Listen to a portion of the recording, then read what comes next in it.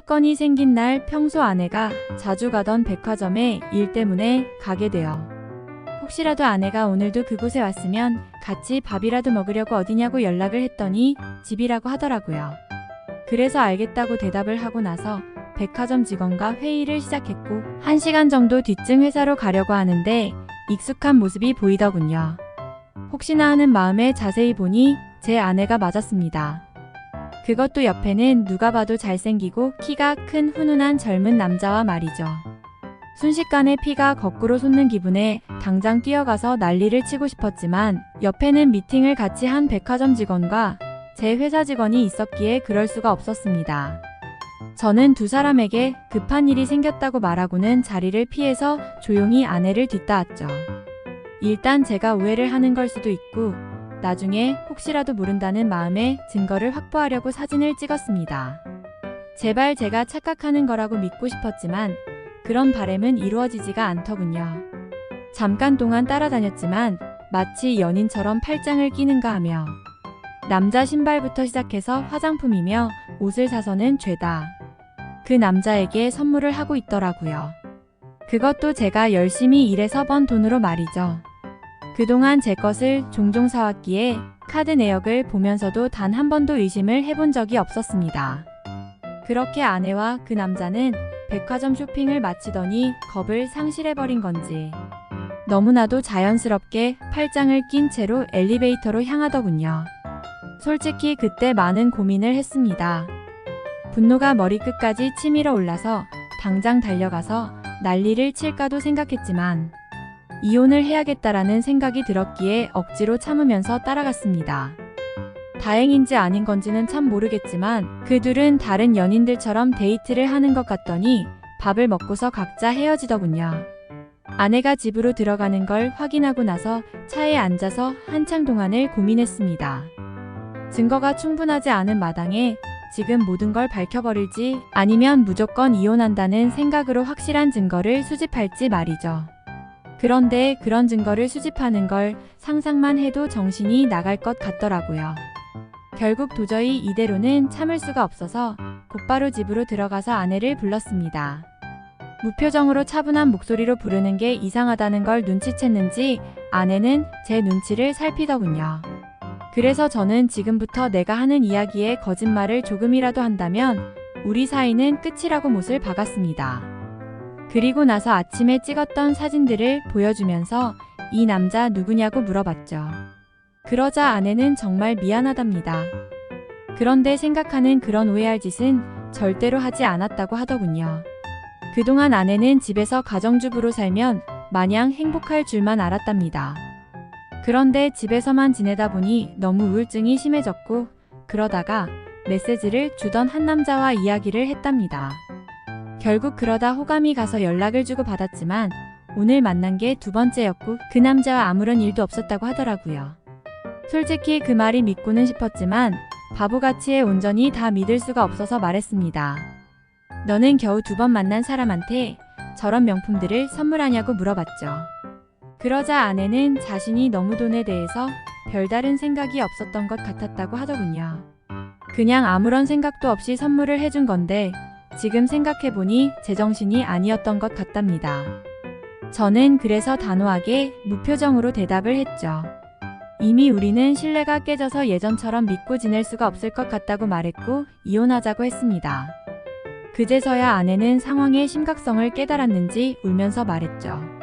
거짓말 없이 전부 솔직하게 말했는데 왜 그러는 거냐며 2번 다시는 이런 일 없을 테니까 한 번만 용서해달라고 했고 제 바람대로 개인 소셜 계정도 지울 거고 연락처도 다 바꿔버린다고 하더군요. 그리고 카드도 사용하면 오해할 일 없게 카드 내역 정보 보라고 하면서 울더라고요. 솔직히 너무 많이 사랑했었기 때문에 이혼을 한 번도 생각조차 못 해본 터라 저도 너무 당황스러웠습니다. 그래서 어떻게 아는 게 맞을지 한참을 고민하다가 아내의 눈물에 마음이 약해져서 결국 용서를 해주게 되었죠. 그래도 그날부터는 많은 부분들이 달라지기 시작했습니다. 아내는 약속했듯이 번호도 바쁘고 소셜 계정도 지워버렸고 지나친 카드 사용도 줄어들었죠. 그리고 우울한 마음을 없애고 요리를 배울 거라며 장모님 댁을 자주 왕래하더라고요. 하지만 그런 모습에도 불구하고 제 깊숙이 자리 잡은 의심은 절대로 사라지지가 않았습니다. 아내의 말대로 장모님 댁을 가는 게 맞는지 몰래 따라가 본 것도 수차례였으니 말이죠. 아무튼 그렇게 겉으로는 아무렇지 않은 척 생활을 하던 중 아내는 임신을 하게 되었습니다. 그 소식을 듣고부터는 아내에 대한 의심도 많이 줄어들었던 것 같고 예전처럼 아낌없이 잘 대해줬죠. 그리고 날이 갈수록 평소에도 장모님을 잘 따르던 아내는 신체적인 변화들이 생겨나자 그 이전보다도 더욱 많이 장모님을 찾았고 아내가 장모님 댁을 가는 횟수보다도 장모님께서 저희 집으로 찾아오시는 경우가 더 잦아지셨습니다. 저희 집과 장모님 댁은 대중교통을 이용하게 되면 비교적으로 가까운 거리여서 장모님은 이른 아침에 저희 집으로 찾아오셔서 제 저녁까지 챙겨주셨습니다. 뭔가 기분이 참 묘하더라고요. 무슨 미모의 여배우가 와서 밥을 차려주는 기분인데 장모님은 음식 솜씨도 너무 훌륭하셨죠. 저는 그렇게까지 해주시는 장모님을 보면서 늘 감사했습니다. 그렇게 하루하루를 지내다 보니 아내가 임신 8개월이 넘었을 때부터 우리 부부는 갑자기 싸움이 잦아졌습니다. 제가 아내를 예전처럼 잘 대해줘서 그런 건지 아내의 본성이 다시 나오는 건가 싶은 그런 기분이었죠. 아무튼 저희 회사는 일의 특성상 야근이 많은 환경이었기에 늦게 들어가는 날이 많았습니다. 그럴 때면 아내는 제게 온갖 짜증을 내면서 화를 내더라고요. 어떻게 임신한 자신을 두고 매번 이렇게 늦게 들어오냐고 말이죠. 심지어 혹시 자신을 이렇게 만들어 놓고 다른 데 가서 딴 여자랑 놀아나는 거 아니냐고 하더라고요. 아내는 그새 본인이 했던 일을 까맣게 잊어버린 건가 싶더군요. 적반하장도 유분수지 누가 누굴 의심해야 하는 건지 참 황당하고 어이가 없었습니다. 솔직히 그때까지만 해도 정말 하늘에 맹세코 절대로 한눈을 판 적이 없었거든요. 그리고 사정이라는 자리에 있기 때문에 가끔은 사기 진작을 위해서라도 직원들과 회식을 해야 하는데도 불구하고 사회생활을 안 해본 티를 내는 건지 아내는 그런 상황들을 절대로 이해해주지 않더라고요.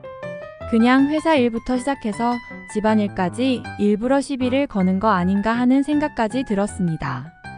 아이를 갖기 전까지만 해도 제가 사장이니까 직원들에게 이렇게 해줘야 한다, 저렇게 해줘야 한다라며 제게 많이 내조를 해줬었던 아내인데 갑자기 이렇게 달라지고 이제는 직원들 챙길 시간이 어디 있냐며 되려 성질부터 내는 겁니다. 그런 모습들로 인해 저도 마음이 많이 지쳤고 제 나름대로 힘들어서 술로 스트레스를 풀어가면서 지내었습니다. 그리고 그렇게 힘들어하는 모습들을 장모님이 가장 가까이에서 지켜보고 계셨었죠. 그러던 어느 날 제가 퇴근하고 집으로 돌아오자 장모님께서는 피곤하지 않으면 집까지 데려다 줄 수 없겠냐고 하시면서 조심스레 말씀을 건네시는 겁니다. 동시에 제 아내에게 박서방을 데리고 가서 집에 무거운 물건들 위치를 좀 바꾼다며 저녁 먹이고서 집으로 돌려보내겠다고 하시더군요. 아내는 알겠다면서 집에 올 때 아이스크림을 사오라고 해서 저는 아내에게 알겠다고 대답을 하고서 집 밖으로 나섰습니다. 그렇게 장모님 댁으로 가는 도중에 이런저런 다양한 이야기들을 많이 했습니다. 장모님께서는 제가 많이 힘들 것 같다면서 저를 위로해 주셨고 지금은 힘들더라도 나중에는 상황이 나아질 거라고 말을 해주시더라고요.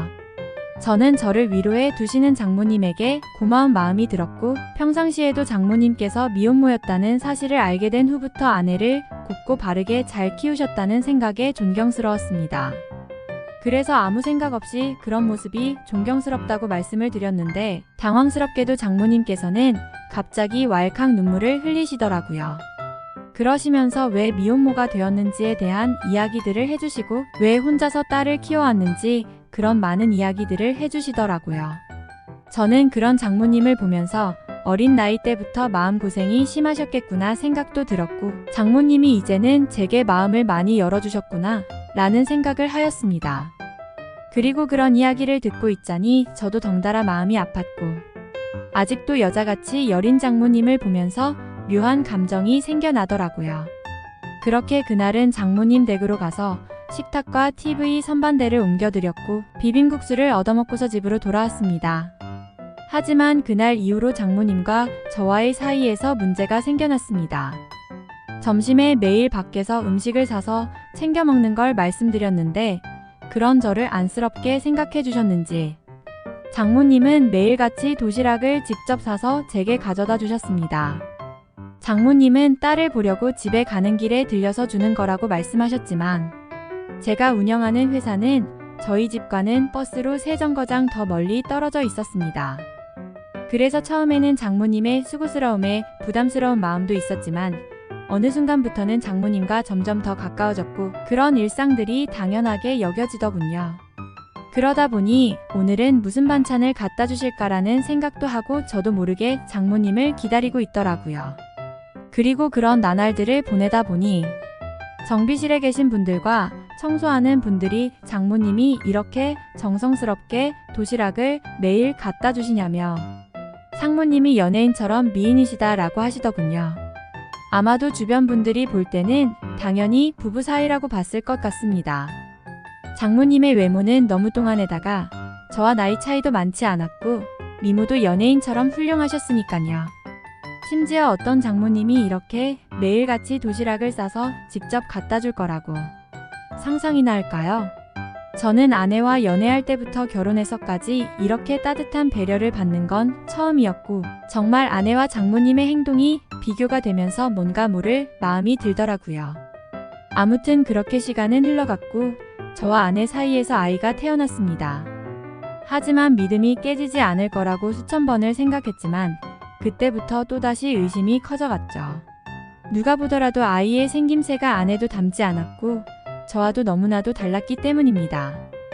물론 조금 더 커봐야 알 수 있다고는 하지만 의심보다는 확실한 게 좋다고 생각을 했고 저는 조용히 유전자 검사를 의뢰하게 되었죠. 그렇게 아내는 아무것도 모른 채 아이를 낳고 산후조리원에 있었고 그동안 저는 혼자서 지내 있어야 했습니다. 아내의 몸이 약한 편이라 남들보다 더 길게 해서 3주 동안 그곳에서 지내기로 했고 그러면 그 오랫동안 제가 밥도 제대로 못 챙겨 먹겠고 살림도 제대로 안 되겠다며 장모님과 아내가 말하더군요. 그렇게 여차저차 아내가 퇴원하고 집으로 돌아올 때까지 당분간은 장모님께서 저희 집에서 생활을 하시기로 했습니다. 유전자 검사 결과가 나오기까지 비밀로 하기 위해서 평상시와 다름없이 행동했습니다. 첫째 날에는 산후조리원에서 밤늦게까지 있다가 집으로 돌아와서 별 다른 일이 벌어지지 않았는데 둘째 날에는 결국 일어나서는 안 될 일이 벌어지고야 말았습니다.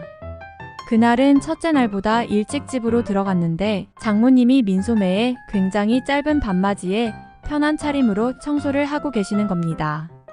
그 모습을 보는 순간 저는 정말 깜짝 놀라버렸습니다.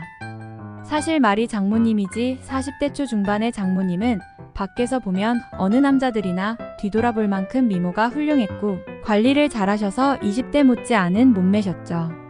장모님이 아니라 다른 여자였다면 이렇게 놀라지도 않고 아마도 계속 몰래 쳐다보았을 정도입니다. 하지만 장모님의 그런 광경을 보기에는 너무 부담스러웠고 그렇다고 또 장모님을 보고 좀 단정하게 입어주시면 안 되겠습니까? 라고 하기에는 너무 버릇이 없던 거였죠. 결국 저는 조심스럽게 놀란 마음을 진정시키고 눈을 돌린 채 얼른 제 방으로 들어갔습니다. 그렇게 장모님은 집 여기저기를 한참 청소를 하시더니 저녁 식사를 차릴 테니 얼른 씻고 나와서 식사를 하라고 하시더군요. 그렇게 저는 샤워를 하러 들어갔고 장모님과 단 둘이 집에 있는데 이렇게 샤워를 하고 있자니 뭔가 기분이 묘하고 기분이 싱숭생숭하고 묘한 생각이 들기까지 하더라고요. 저는 샤워를 마치고 장모님과 저녁 식사 자리를 가지면서 밥을 먹고 있었습니다. 장모님은 그동안 딸이 임신하고부터 아내가 그동안 저에게 했던 행동들에 대해서 이해해 주라면서 미안하다고 사과를 하시더라고요. 저는 충분히 이해한다며 걱정 말라고 말씀을 드렸고 장모님과 저는 그렇게 이런저런 얘기를 나누면서 식사를 하고서 맥주를 한 잔을 했습니다. 한 병이 두 병이 되고 두 병이 세 병이 되고 점점 마시다 보니 장모님과 저는 금세 술에 조금 취하게 되면서 그때이니 저희 둘 사이의 아내의 존재는 서서히 흐려지기 시작했습니다. 마치 올해 만나온 이성 간의 친구처럼 장모님이 점점 더 예뻐 보였고 기분이 좋아졌습니다. 어쩌면 아내와 매번 느끼고 지내던 세대 차이를 장모님과는 전혀 느껴지지 않았고 그렇게 긴 대화를 주고받았던 것 같습니다. 냉장고에 있던 맥주들도 다 동이 나게 되었고 오래간만에 술이라 뭔가 부족하더군요. 그때 눈에 띈 건 진열대에 놓여있던 양주였고 그 양주를 열면서부터 저희 둘의 경계선도 열리게 되었습니다.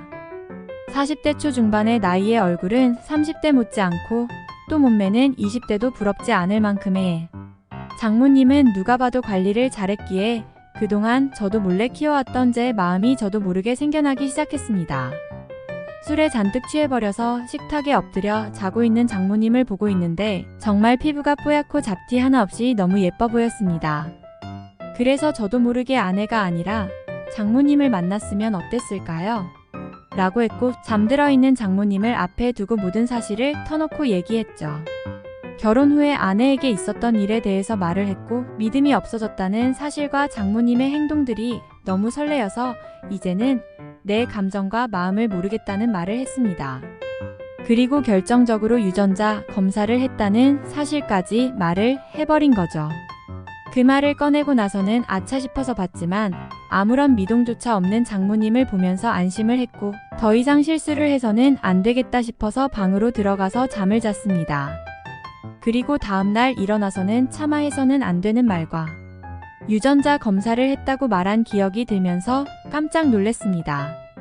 혹시나 하는 마음에 얼른 거실로 나가보니 장모님은 전날에 술을 너무 마셔서 기억이 없다면서 정리가 안 된 이부자리를 정리하고 계시더군요. 저는 속으로 한숨을 내쉬며 한편으로는 다행이라고 안심하면서 어색하지 않은 티를 내려고 TV를 봤습니다. 그날은 아내 출산으로 인해 회사를 쉬고 있어서 집에 있었는데 점심때가 다 되어서 장모님은 아내에게 다녀온다며 집 밖으로 나가셨습니다. 그래서 저는 조금은 편안해진 마음으로 조금 더 쉬고 있었습니다. 그날은 어제 있었던 일로 인해 아내에게 죄책감이 몸둘 바를 몰라서 차마 얼굴을 보러 갈 수가 없게 더군요. 그렇게 저는 반성을 하면서 집에서 있었고 시간은 자정이 다 되어갔습니다. 아무래도 장모님께서는 아내와 같이 있으려나 보다 하고서 잠자리에 들려고 방에서 누워있는데 문 여는 소리가 들리더니 장모님이 자정이 조금 넘어서 집으로 들어오시더군요. 어딜 가서 술을 드신 건지 취하셔서 술 냄새가 진동을 하더라고요. 저는 술에 취한 장모님께 인사를 드렸고 장모님은 스스로 방으로 들어가서 누우셨습니다. 그렇게 잠에 드시는 걸 확인하고 저도 제 방으로 들어와 잠을 자려고 돌아서는데 갑자기 장모님이 저에게 어제 자신에게 했던 말에 대해서 할 말이 없냐고 하시더군요. 내가 어제 잠든지 알았냐며 어떻게 내게 그런 말을 할 수가 있냐고 하더라고요. 저는 정말 깜짝 놀랐고 혹시라도 아내에게까지 이 얘기를 하신 건 아닐까 너무나도 놀랐습니다. 곧장 저는 장모님에게 다가가서 무릎을 꿇고 빌렸습니다. 그리고 솔직하게 말했습니다. 그동안 아내에게 받아온 내조와 다르게 장모님이 해주시던 배려가 너무 좋았다고 했죠. 그리고 사람 감정이라는 게 제 마음대로 되는 것도 아니고 그저 술에 취해서 헛소리를 한 거라고 말했습니다. 더 이상 감정 키워나가는 일 없을 테니 걱정 말라고요. 그러자 장모님은 제 아내가 바람을 피운 내용에 대해 물어봐서 사실대로 다 말해줬고 유전자 검사 결과가 나오면 같이 확인을 해보자고 하시더군요. 그리고 결과를 알 때까지는 아내에게는 절대로 비밀로 하자고 하시더군요.